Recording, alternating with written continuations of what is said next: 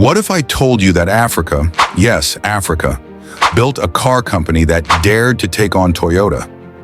A local automaker born in Nigeria, trying to break the monopoly of foreign giants. It sounds almost impossible, right? But this isn't a fairy tale. This is the story of Innoson Motors, a bold dream, a David versus Goliath battle, and one of the most fascinating business wars on the continent. The story begins in Umudim, Nnewi, a small town in southeastern Nigeria known as the Japan of Africa. Why that name? Because Nnewi was famous for traders and mechanics who kept vehicles alive with spare parts, long before official dealerships cared about rural Africa. And right there, a young man named Innoson Chukwuma was hustling. He noticed something simple. Nigerians loved cars, but the spare parts market was broken. So he started small, importing motorcycle parts. But Innoson wasn't the kind of man to stay small. By 2007, he did something no one expected. He launched Innoson Vehicle Manufacturing, IVM, Africa's first indigenous car company. Imagine the pride. For once, Nigerians could point to a car and say, "We made this." The government cheered. The public celebrated. The dream? That Africa would finally produce cars, not just import them. And it wasn't just talk. Innoson started rolling out buses, SUVs, even sleek sedans. The prices were lower than Toyota's. The vehicles were tailored for African roads. Rugged, durable, simple. Innoson wasn't just selling cars, he was selling hope. But here's where the story twists. Because building cars is one thing, competing with Toyota, that's a different battlefield. Think about it. Toyota is like a heavyweight boxer with decades of experience, a giant with deep pockets, global supply chains, and brand loyalty built over generations. Innoson was a newcomer, a rookie, entering the ring with no gloves, and soon the cracks began to show. Number one, perception. Africans loved Toyota.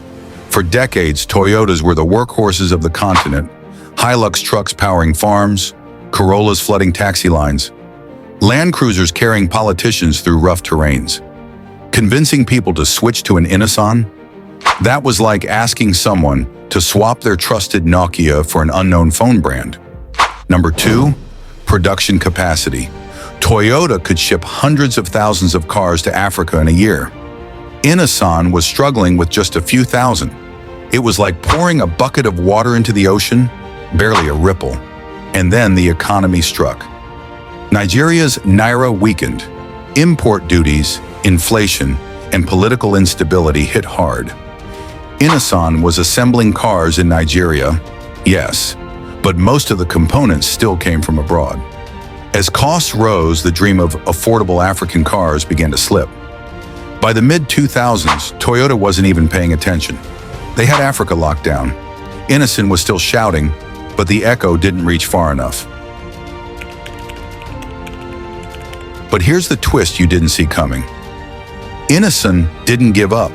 Instead of crying defeat, the company changed its strategy. If Toyota owned the streets, Innoson went after institutions. The Nigerian government started buying Innoson vehicles for ministries. The army and police ordered rugged trucks. State governments purchased buses for schools. Even other African countries like Sierra Leone and Mali began signing contracts.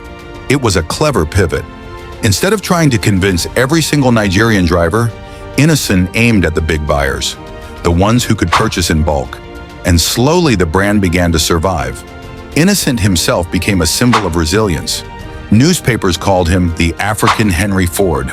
Some even painted him as a nationalist hero, proof that Africa didn't always have to bow to Japan, Germany, or America for cars. But let's be honest, Toyota is still Toyota. The roads of Africa are still dominated by Corollas, Hiluxes, and Land Cruisers. Innoson hasn't toppled the giant. Not yet, but the story isn't over. So here's the big question. Can Innoson ever truly challenge Toyota in Africa? The odds are tough. Toyota's roots run deep. Innoson still faces issues: limited production, reliance on imported parts, and the struggle of convincing everyday Africans to buy Nigerian. But remember this, Toyota itself started small. In the 1930s, it was just another Japanese company trying to break into a market dominated by Western cars. No one believed they could make it. Today, they're the king. So maybe, just maybe, Innoson is Africa's Toyota in the making. The seed is planted. Whether it grows into a mighty tree depends on time, strategy, and whether Africans themselves believe in it. At its heart, this isn't just a car story. It's a story about dreaming big in a place where the odds are stacked against you. It's about daring to build when everyone else is importing. About planting a flag that says, we can make it here. Maybe Innoson hasn't dethroned Toyota. Maybe it never will. But it showed something powerful, that Africa can dream on a global scale.